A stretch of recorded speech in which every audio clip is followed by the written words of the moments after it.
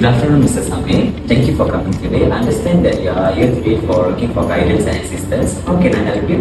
Good afternoon. Thank you for seeing me. Actually, I want to make sure my financial goals are in the right track, and I want to make sure how to enhance my plans for the future.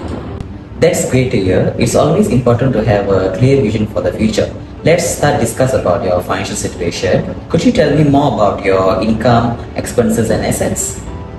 Of course, I am an architect and earn monthly salary of 12,000 with an additional annual bonus of 800. I also pay 4% of income tax and 13% of my EPF. My husband stays at home to take care of our children. So that's our only source of income. We have 2 kids. Adam O is 5 years old and Aisha O is 10. I see. Could you give me an overview of your monthly expenses? Sure, let me check my transaction first. So this will be my transaction. For the monthly expenses, I have rent for around 900 for the unit and 200,000 for the grocery meals, 150 for my allowance and 80 ringgit on electrics, 50 ringgit on water bill. Furthermore, I also spend educational expenses for my daughter such as monthly school bus around 80 ringgit and tuition fee for 250. I also have a personal loan semester installment around 1,000 ringgit for personal loan and 60,000, 300 for the outstanding study loan, and this will be my overall monthly expenses. Okay, thank you for providing the details. Okay, now let's focus on your assets. From your previous documents that you gave to me, I understand that you have tabung haji account with 28,000 and a bank account with 500 and also motorbike worth of 5,000 and a vehicle worth of 22,000. You also have a house valued at under 80,000. Do you have any assets or investments? No, these are the only assets that we have currently. Okay, alright Mr. Samir, I got it. Okay, so now let's discuss about your financial goals and plans. You mentioned to me last time that you have a long-term objective in the future to retire comfortably at the age of 55. So is there any specific retirement plans or savings in your future? Yes, of course. Currently, I have 250 in my investment and 300 for saving. I also open for exploring new opportunities in the investment growth. So I need to know to ensure my entanglements will be comfortable for my future. Okay, so that's a wise approach, Mr. Samir. Based on our discussion from just now, I would recommend focusing on budgeting, managing your loans, and building up your savings and investments. We can work together to create a comprehensive financial plan that aligns with your goals and objectives. I also can provide guidance for you on your investment options and suit your risk appetite and long-term aspirations. That sounds great. I feel relief knowing that I'm taking the right decision. I appreciate your assistance and guiding towards the financial stability and a secure future for me and my future kids. Thank you. You are most welcome, Mrs. Amir. I'm here with you for every step of yours. So we will schedule a follow-up meeting to further discuss about the financial plans and start to implement the strategies to achieve your goals. Thank you so much, and I'm really looking forward. Yeah, me too.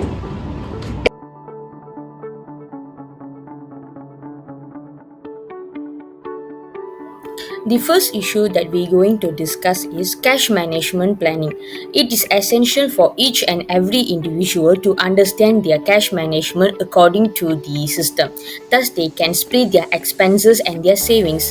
In the Mr. Amir's case, the total income is 10,000 ringgit, 592 ringgit. And the total expenses will be 6,087. Thus, the remaining balance of a particular month is 4,500. From this, we can get the analyze that she can do some strategy to get a better strategy for the future fund saving. The first will be wealth increase through the educational contribution. Mrs. Amir can boost a wealth in the short term by allocating a portion of a monthly cash flow to cover the Aisha's educational expenses. Secondly, Mr. Amir also should allocate the remaining portion of a monthly cash flow to repay a personal loan such as the 6,000 ringgit and the 300 ringgit. Thirdly, Mrs. Amir also closely monitoring a cash flow and make a necessary adjustment to ensure that she can achieve her financial goals and eliminate the debts in the timely manner. Lastly, she also must consider about the emergency fund creation. Thus, we will recommend her to establish an emergency fund to cover the unfrozen expenditure or financial difficulties. This fund will enhance financial securities and reduce the need to borrow money in case of unexpected events. Mrs. Samir owns a house that has significant of 180,000 ringgit Malaysia. In addition, the family has two automobiles, where a motorcycle with a value of 5,000 ringgit and a Toyota Vios with a value of 22,000 ringgit Malaysia. Given that the Army's family's financial goals and challenges, I think that it would be wise for them to thoroughly assess their choices about their housings and automobile possession. I will advise them to carefully consider the advantages and disadvantages of buying a new property in the future, while also considering the prospective payments on the mortgage and the effect it will have on their spendings habit every month. In addition, they may assess the need of having two cars and perhaps investigate alternatives such as using public transportation or the concept of car sharing services in order to decrease costs and mitigate the financial strain. Investing involves putting money into asset or financial instrument with the aim of making a profit or income in the future. It includes generating income through dividends, interest, or capital appreciation by buying assets like stocks, bonds, real estate, or mutual funds for long-term financial growth. Mrs. Ammar's sole investment in relation to her financial planning was in tabung haji, with no additional funds invested using any other instrument such as unit trust, shares, bond, fixed deposit, or cooperative. She has invested Rm 28,000 toward the closing balance on tabung haji. The dividends by tabung haji for 2022 include a yearly hibah of 3.10% for active tabung haji depositors and a haji hibah of 1.75% for depositors who have not performed haji and have a monthly average balance less than Rm 9,980. Mrs. Ammers can increase her investment by making investment in Amanah Saham Berhad ASB, unit trust funds, or finance companies. Next is retirement planning. Retirement planning is indeed crucial for a secure and enjoyable retirement. It is great to hear that Mrs. Amir is taking the initiative to start planning for her retirement at the age of 55, which is 13 years from now. It is never too early to start preparing. Now, we look on the table. Assuming an annual income increase of 8%, her monthly salary at retirement would be Rm 24,480. Her desired retirement income would be 70% of her current income, which amounts to Rm 8,400 per month. Now, let's look at her assets. It shows that the total value of her assets is Rm 734,252. Fortunately, Mrs. Amir doesn't have any outstanding liabilities such as personal loans or study loans. It seems that Mrs. Amir is on track to meet her retirement income target with her estimated total assets and no liabilities.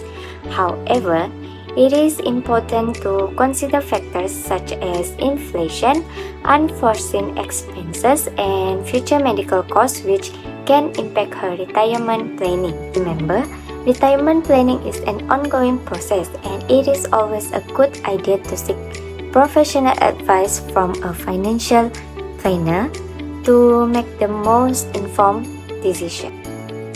Mrs. Amir should continue to take a proactive and disciplined approach in order to reach her financial objectives. In the future, Mrs. Amir should continue to make on-time loan payments while giving priority to contributing a percentage of a monthly income to Aisha's college fund.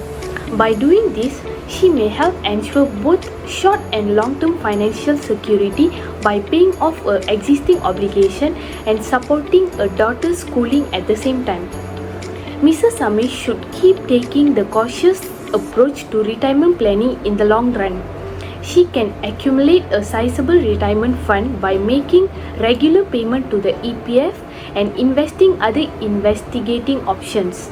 In addition, Mrs. Amir should continue to modify a financial plan as necessary in order to strike a balance between immediate financial difficulties and long-term objectives. In conclusion, Mrs. Amir has demonstrated resilience and a deliberate approach to overwhelming obstacles and achieving her goals throughout her financial journey. Mrs. Amir exhibits her remarkable decision, dedication to her family's financial future as well as her own, as she skillfully managed the challenges of managing loans, monthly bills, and educational investments. The financial plan that has been established, which includes short and long-term objectives, difficulties, and ambitions, offers Mrs. Amir a route to achieving financial stability and a happy retirement. Mrs. Amir can put herself in a position to succeed financially and fulfill her aspirations for herself and her family by following the suggested techniques and remaining flexible in the face of shifting conditions.